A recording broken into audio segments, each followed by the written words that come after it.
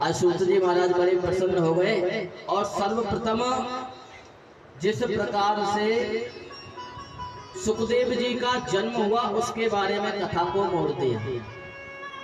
कहने लगे एक बार नारद जी महाराज के मन में इच्छा हुई कि भैया बहुत दिन है गए काऊ के घर में लड़ाई ना कराई, क्योंकि ऐसा कहा जाता है, संत लोग कहते हैं नारद कलह प्रिय, जो नारद जी महाराज हैं उनको कलेश प्रिय है। लेकिन वास्तव में बात तो ये है कि उनके कलेश में भी कहीं ना कहीं हमारा कल्याण छिपा हुआ होता है।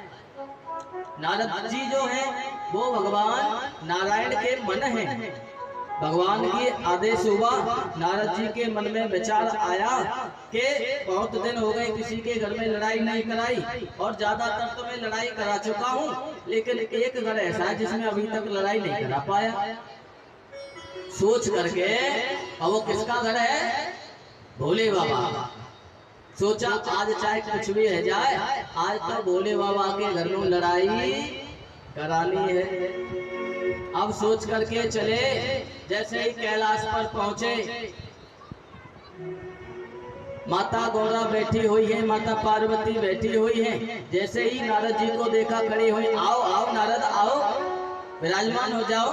बिठाया, एक लड्डू लिया और दिया, ले पाओ प्रसाद पाओ। पूछने लगे, अरे नारद बहुत दिन में आए हो, पता नहीं कहाँ रहते हो, आजकल तुम आते नहीं हो। कहने लगे मैया आजकल मैंने गृहस्थों के घर में जाना बंद कर दिया है। बोले क्यों? क्यों क्या मैया? आजकल के जो गृहस्थ हैं वो आपस में कपट करने लग गए हैं, जिसकी वजह से लड़ाई झगड़ा रहता है, इसलिए मैं घरों में जाता नहीं हूँ। माता ने कहा, नारद तुम किसी के घर नहीं जा सकते तो मेरे घर तो आ सकते हो ना, हमारे घर में तो कोई कपट नहीं करता ना।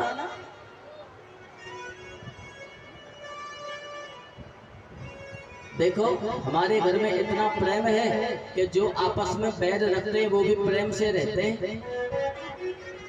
तुम्हारे भोले बाबा के गले में सर्प रहता है और हमारे जो बड़े बेटे कार्तिक उनका बाण है मोर, और सर्प और मोर की बड़ी दुश्मनी रहती है। लेकिन देखो ना हमारे कैलाश पर कितनी अच्छी तरह रह रहे हैं। बाबा बोले के गले में है सर्प और हमारे जो छोटे बेटे हैं उनका बाण है चूहा, और चूहा और सर्प का बैर रहता है। लेकिन देखो या तो बड़े प्रेम से रहते हैं ना, हमारा बाण है शेर और हमारे भोले बाबा का बाण है बैल, दोनों का आपस में बैर रहता है, लेकिन फिर भी हम प्रेम से रहते हैं। तो मेरे घर तो आ सकते हो ना, या तो कोई कपट नहीं है ना कोई कलेश। नारद जी महाराज कहने लगे भैया सही बताओ। बोले हाँ सही बताओ, बुरा तो ना मानेगी, वरना बुरा का एक मानूंगी, बता काके न चाहे।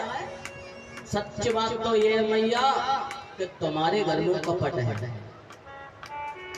भोले बाबा जितना तुमसे कपट करे है ना, वो ऊपर से भोले भोले दिखे, भीतर से बड़े कपटी हैं।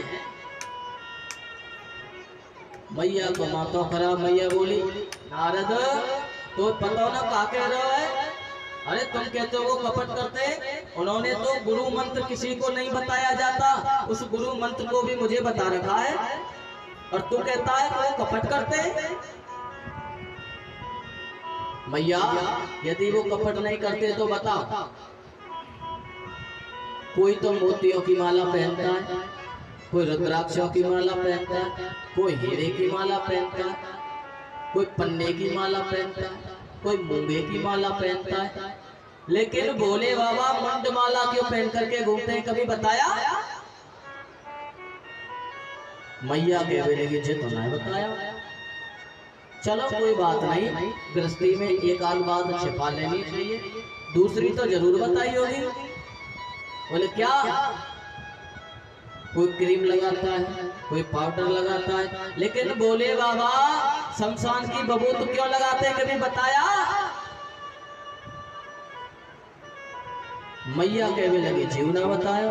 चलो मैया कोई बात ना, दो बात तो छिपा लेनी चाहिए, तीसरी तो जरूर बताई होगी। बोले क्या? कोई महल में रहता, कोई अपने लिए संगमरमर का महल बनवाता है, कोई अपने लिए अच्छे अच्छे महलों का निर्माण कराता है, कोई कहीं रहता है, कोई कहीं रहता है, कोई जल में रहता है, कोई नभ में रहता है, कोई थल में रहता है। लेकिन भोले बाबा बिना महल के और या पर्वत पे क्यों पड़े रहते हैं? कभी बताया? ये तो नहीं बताई।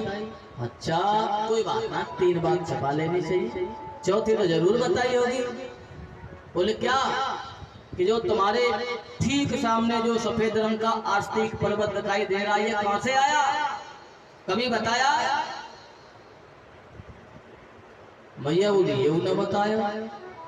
कोई बात ना, 4 बात छिपा लेने, 5 में जरूर बताई होगी। जैसे 5वें को नंबर आया, मैया कह रही नारद तू जा रहा हो कि ना जा रहा हो, मेरी खोपड़ी खराब है रही है, अब तू जा यहाँ पे। नारद जी मन में कहने लगे मैया मैं जी तो चाह रहे होते हो कि तुम्हारी खोपड़ी खराब हो और तुम बाबा से लड़े। अब तो नारद जी अपना काम करके वहां से चले गए। इधर रास्ते में भोले बाबा को आते देखा, दूर से प्रणाम किया, बाबा प्रणाम करते हैं। भोले बाबा ने देखा कि नारद जी महाराज कैलाश से आ रहे हैं और चलते चलते कह गए बाबा थोड़ा जल्दी पहुंचो, मैया याद कर रही है। बाबा समझ गए, कहने लगे जहां तू आग लगा के आवे वहां याद ना करे, ऐसा तो है ही नहीं।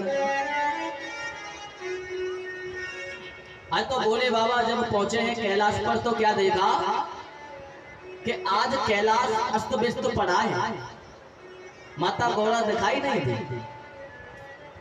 कैलाश पे जाके जब देखा कैलाश का हाल निराला है, कहीं डमरू परा त्रिशूल, कहीं डोल रहा नाग काला है। जैसे देखा कहीं डमरू कहीं पड़ा है, त्रिशूल कहीं पड़ा है, कहीं नाग घूम रहे हैं, कहीं सिलघोटा पड़ा है। समझ गए कि आज मैया नाराज है। और ये सत्य बात है, जिस समय हमारा